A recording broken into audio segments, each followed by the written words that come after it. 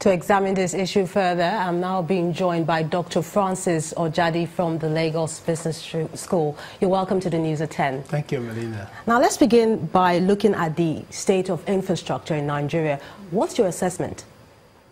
Well, you can't really say that infrastructure, the state of infrastructure at this point is practically zero. It's not. It's always better to have half of the cup rather than have an empty cup.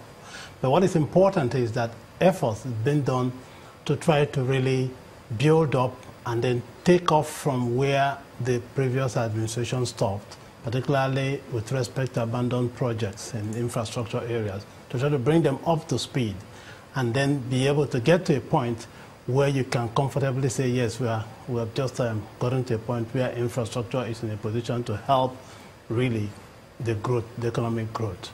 At the moment, if you look at the road infrastructure, it's all a tale of woes. But also, if you look at what the present administration is trying to do, they've really gone on to the extent of really trying to use data to drive road infrastructure development. And to that extent, you've had this Sukuk fund they talked about earmarked for a couple of roads in the geopolitical zones. And also you have the roads now completely classified according to economic corridors, agric roads, and so on and so forth. So you can better focus on them and try to drive and improve on these activities. Now, what has happened is simply that when you maintain the roads and then you put them in top gear, over time they tend to wear away. But not much question is really asked as to why this is so. So in the end, you have a cumulative effect of very degraded road that you now have to spend a lot of money to begin to really so get them back to maintenance should have So maintenance becomes a very key issue. But beyond that, we need to also worry about what we call the axle load of cargo or trucks that really ply this road. No one is looking at those.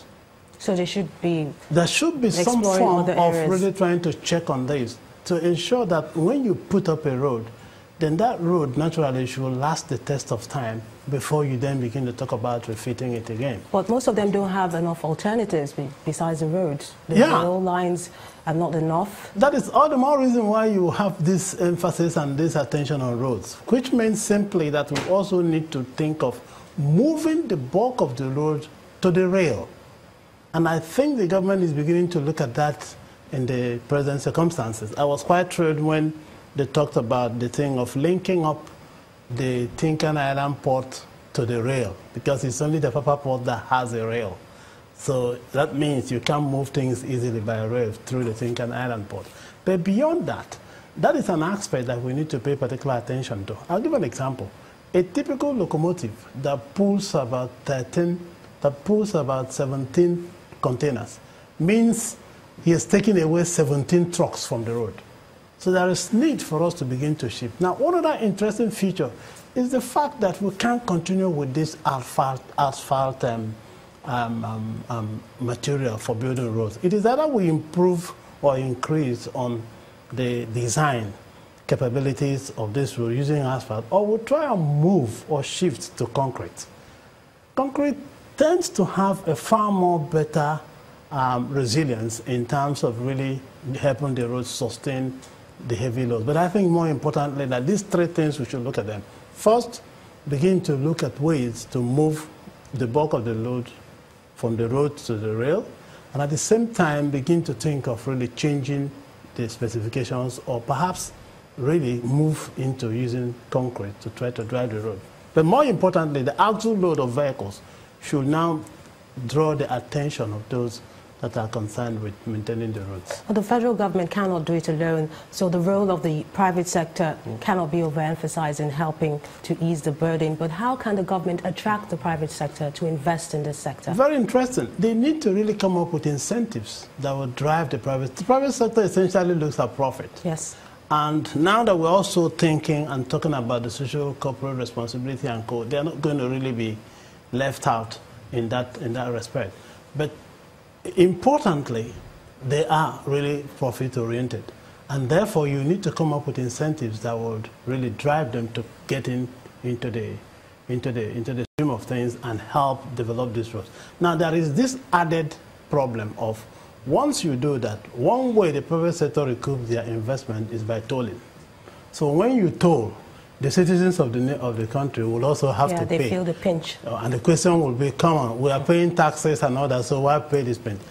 I tend to support that because if you do not, then it means that the entire responsibility and funding will not be on the government. Okay, Dr. Ojadi, let's quickly take a look at the housing sector. It's no longer news that it's not available, but the government intends to achieve that long-desired goal of housing for all. Do you think it's a tall order? Yes, the government can achieve that not by building houses themselves. Again, it means you have to really change what you used to do in the past. And I think there are some indications that they are beginning to toe this line. For instance, if you recall, the Minister for Mines, Power and Works and Housing actually mentioned the National Housing Program. That program is actually to really test the prototype, to test the type of houses that people need. And I think it's in the right direction. Once that is done and established, then the next thing is to revamp and fund the federal mortgage banks to try to come in and then get these things going. So you can now take out a mortgage for over 20, 25 years. And young guys like the people you see on the streets these days, just getting employment and so on, can now own a house and then pay over time. To try to really achieve that. Thank you so much, Dr. Francis Ojadi from the Lagos Business School for speaking with us tonight. Right. Thank you.